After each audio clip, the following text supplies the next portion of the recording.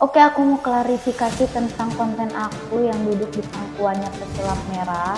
Karena Simba Handuk ini biasanya menggalang dana dari teguran untuk pesulap merah itu tiba-tiba kita teman baik tadinya kita tuh percaya budaya sih kita nggak ngomongin saat ini, tapi memang itu bisa dijelaskan. Kesurupan itu rata-rata yang itu adalah hukumnya haram, yang mempublikasikan haram, dan juga yang mempercayai haram. Bahkan ini namanya pemagaran ibadat agar kalau ada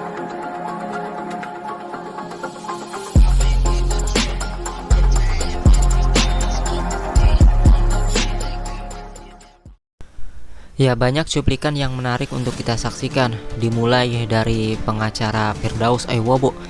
Dia ini ternyata membela partai mana dan mengaku bergabung di partai mana, dia dijelaskan dalam video ini. Selain itu juga ada yang dituduh oleh Firdaus Aiwobo bahwa cewek ini yang pernah membuat konten bersama pesulap merah melakukan pencabulan dan ini pun membela pesulap merah. Tidak seperti itu. Ada juga dari Dr. Charlie yang mengundang dokter kejiwaan yang membahas tentang kesurupan, dan ada juga dari pesulap merah yang ngaku gurunya itu ternyata mengaku pansos, dan diteruskan oleh Bang TJ seperti apa mengenai yang ngaku-ngaku gurunya tersebut, motifnya seperti apa. Dan juga ada dari MUI Holil Nafis ataupun Bapak Kiai Haji Holil Nafis.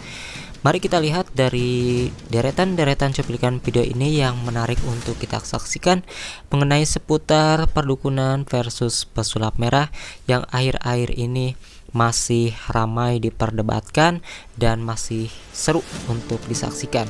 Inilah berikut cuplikan-cuplikannya. Ke yang pertama dulu mengenai pengacara Firdaus Aiwobo.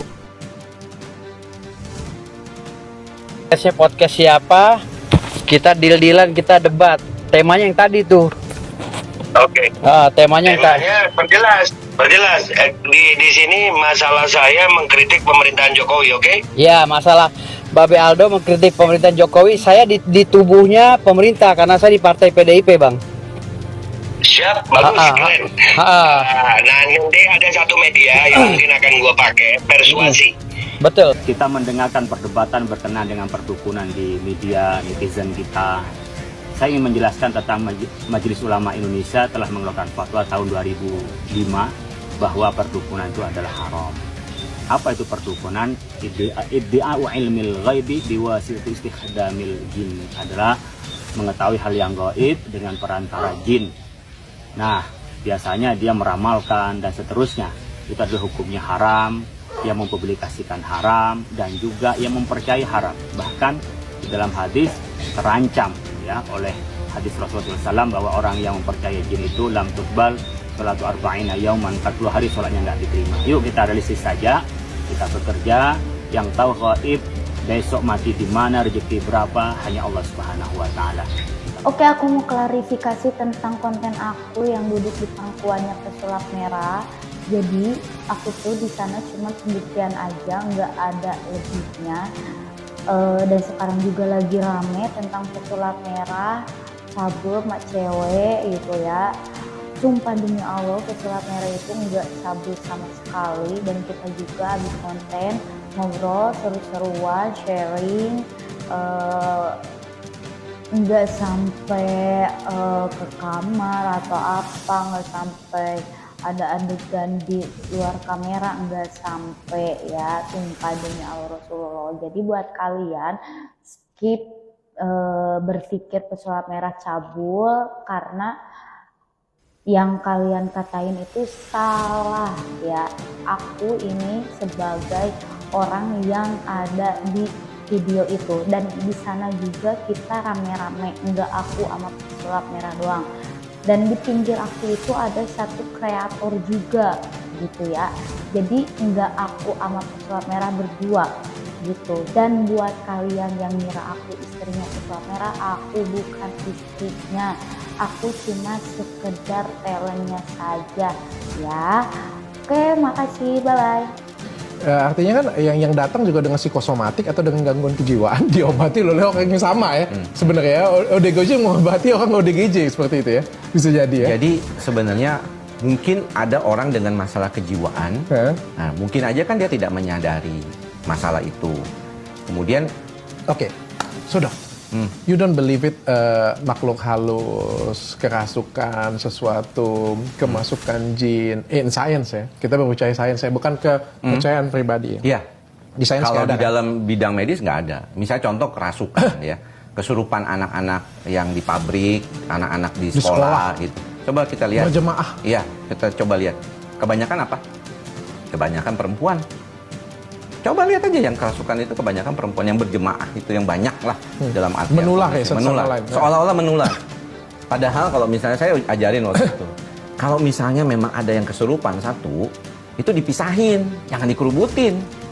Karena nanti kan tadi kita ngomong di depan, kita tuh nggak pernah tahu loh sebenarnya kapasitas mental kita ini lagi dalam kondisi apa. Bisa jadi saat ini kita lagi dalam kondisi yang down, lagi kesel di rumah, banyak masalah. Ngelihat kayak begitu, itu kita keikut-ikutan. Kan memang bisa begitu. Tersugesti lah istilahnya. Video teguran untuk pesulap merah. Itu tiba-tiba kita teman baik tadinya, kita tuh sharing, gue anggap bahkan dia sahabat gue sendiri. Tapi tiba-tiba gue bikin video fitnahan semua isinya. Teguran untuk pesulap merah. Dan ketika ditanyakan, kenapa nih kok lu buat video kayak gini? Ujung-ujungnya dia bilangnya cuma pansos doang gue sel gitu. Buat nyari nama. Nih saya ada nih, rekamannya mau nggak? Boleh. Nih di video saya yang ini. Jadi gimana tuh bang? Kemarin banyak disuntik. Bang, ini ada channel yang negur lu di depan kita. Iya. Bang, ini orang yang lu tolong naik malah hina-hina lu nih. Gue mau cari panggung, gue mulai pancing. Terus kalau gue cari panggung, mau pancing lu mau apa? Kalau gue simpel aja sih, gak mau pusing gitu kan. Nah, iya tuh. Nah, iya bener.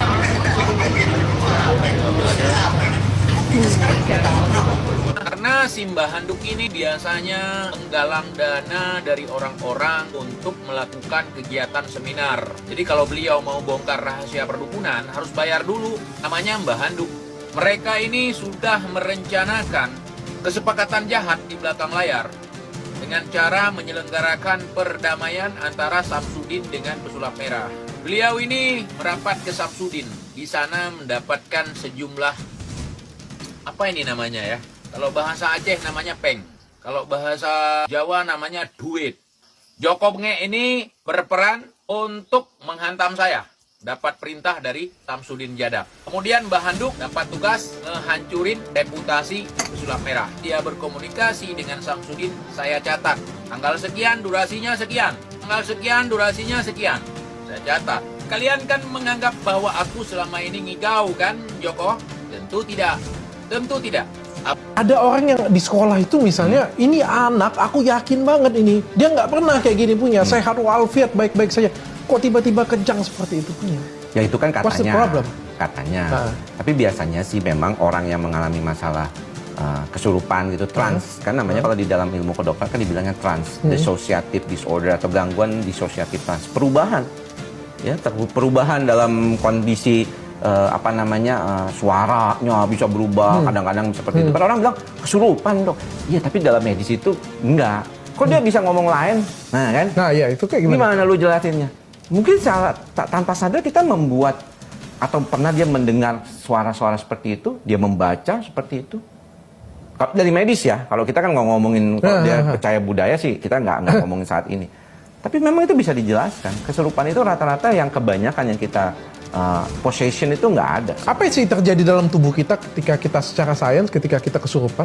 Kesurupan itu kan biasanya nanti ada penurunan tingkat kesadaran kita. Jadi biasanya tuh gelombang otaknya menjadi lebih menurun sehingga tergampang tersugesti.